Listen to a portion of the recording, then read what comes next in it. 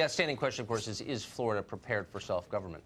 We'll take that up at some length tomorrow. Meanwhile, Eric Eggers conducted a lot of research with the Government Accountability Institute. He's the author of the new book, Fraud: How the Left Plans to Steal the Next Election. Now, that book was written just before this last election and actually contains a section on Brenda Snipes. The very prescient Eric Eggers joins us tonight. Eric, thanks a lot for coming on.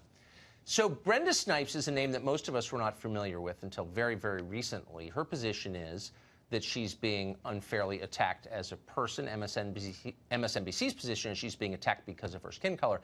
Why do you think she's being attacked? Well, I think she's not very good at her job, Tucker. And I heard the quote earlier that this is the first time she's been under attack. That would seem to be another thing that Ms. Snipes is not very good at counting, because unfortunately her track record is littered with missteps and violations of the law. I mean, in 2018, this election, we know that illegal ballots will count in the governor's race and in the Senate race because they were incapable of cleanly separating illegal ballots from legal ballots once they've been opened from their envelopes. So we know that's going to happen. But this is not the first time.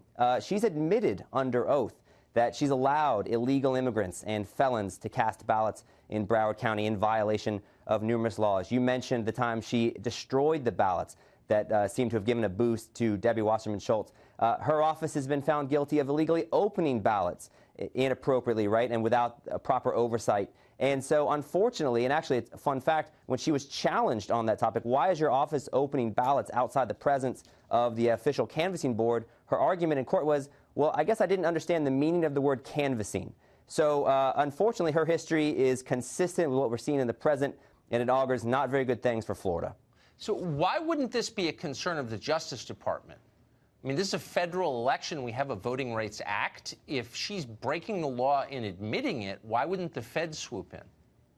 Well, you know, that's a great question. It's a question a lot of people have asked, and all the attention that, you know, that Broward County is receiving right now is, how in the world is this woman still in office? Now, there's a difference between not being very good at your job and then violating criminal statutes. And I'm not an attorney, but what I can tell you is that people, I think, have historically been afraid to challenge Ms. Snipes or Dr. Snipes, quite honestly, because of what you mentioned. They're afraid of being challenged as and called a racist.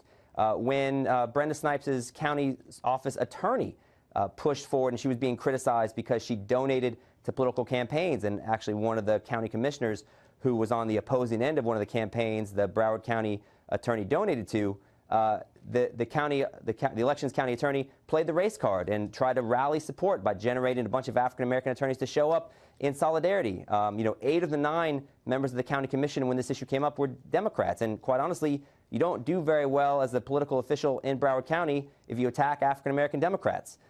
Even though Rick Scott's a Republican, you know, he obviously had statewide aspirations. How well do you think you do statewide in Florida if you're perceived as a racist?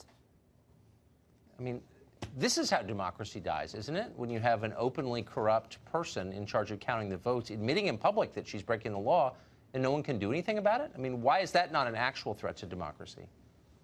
Yeah, and I think the larger threat, Tucker, to be honest, is she's demonstrated that she's not very good at counting votes. How good do you think she's been at preventing illegal votes from actually being cast? I mean, we know that there's an effort to manipulate this election through illegal voting. There were 108 attempts through double votes in Miami-Dade in this election, which means people tried to cast the second ballot in the same election. The attorneys for Bill Nelson and Andrew Gillum have been criticized because they objected to the removal or exclusion of known non-citizen votes in Palm Beach County. So, you know, my concern, whatever you want to say about these 83,000 ballots that showed up after election night, what confidence level do we have about the ballots that have already been cast, and were they cast by legal voters?